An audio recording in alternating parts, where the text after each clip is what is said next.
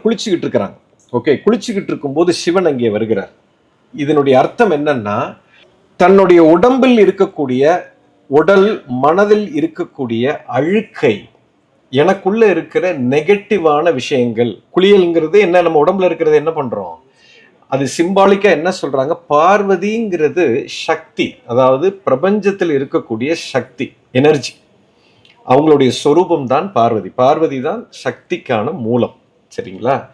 So அவங்க அதுதான் first தெரிஞ்சுக்க வேண்டிய விஷயம். அடுத்தது, அவங்க குளிக்கும் போது சிவன் உள்ள வர்றாருன்னா என்ன அர்த்தம்னா, என் உடம்பில் என் மனதில் இருக்கக்கூடிய அத்தனை அழுக்குகள், உடல்ல இருக்கக்கூடிய அழுக்கு மட்டும் இல்லை, மனசுல இருக்கக்கூடிய அழுக்குகளும் கர்ம வினைகளையும், குளிக்கிறதுனா அதெல்லாம் வெளியில எப்போ போகுதோ, இப்போ சொல்லாமலே சக்தி உங்களுக்கு வந்துடும். கடவுள் உங்களுக்கு முன்னாடி நிற்பார். அதனால அவங்க குளிச்சுக்கிட்டு இருக்கும்போது சிவனே நிற்பார். கூப்பிட வேண்டாம், அவரே வந்துருவார்.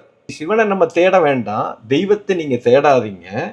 நமக்குள்ள இருக்கிற எதிர்மறையான எண்ணங்களும் சிந்தனைகளும் அழுக்குகளும் எப்ப நான் எடுக்கிறனோ, கடவுள் நம்மளை தேடி வருவார். நம்ம அவரை தேட வேண்டிய அவசியம் இல்லை. இது ஃபர்ஸ்ட் நம்ம தெரிஞ்சுக்க வேண்டும். அதுதான் அந்த குளியல். அப்போ நந்தி என்ன பண்றாரு, சிவனை உள்ள விட்டுறாரு. ஏன்னா இந்த பார்வதிங்கிறது கிரியேஷன். நல்லா புரிஞ்சுக்குங்க, இந்த பிரபஞ்சத்துல ரெண்டு தான் இருக்கு. ஒன்னு கிரியேஷன், இன்னொன்னு கிரியேட்டர். ரெண்டு பேர் தான். படைப்பு, உலகத்துல இருக்கிற அத்தனை ஜீவராசிகளும் 85 லட்சம் உயிரினங்கள் இருக்குது. இது அத்தனை படைப்பு, கிரியேஷன். நம்ம எல்லாமே படைப்பை சார்ந்தவர்கள். நம்மளை படைச்சவர் ஒருத்தர் இருக்கார். The person who has created and the creation, these are the two. The creation is Parvati and the creator is Shiva.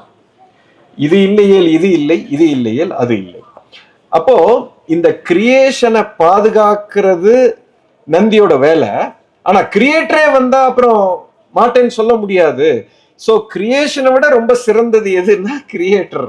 அதனால கிரியேட்டர் தான் எனக்கு ரொம்ப கிரியேஷன் எனக்கு வேணும், பட் அதுதான் ரொம்ப முக்கியம் அப்படின்னு எந்த ஒரு மனிதன், ஒரு சராசரி மனிதன் ஒரு குருவையோ அல்லது ஒரு உயர்ந்த நிலைக்கு போகணும்னு நினைக்கிறவன் கிரியேட்டரை எப்போ முதன்மையா வைக்கிறானோ அவன் தான் உண்மையான டிவோட்டி அப்படின்னு சொல்றதுக்காகத்தான் நந்தியோட அந்த செயல் குறிப்பிடப்பட்டிருக்கு.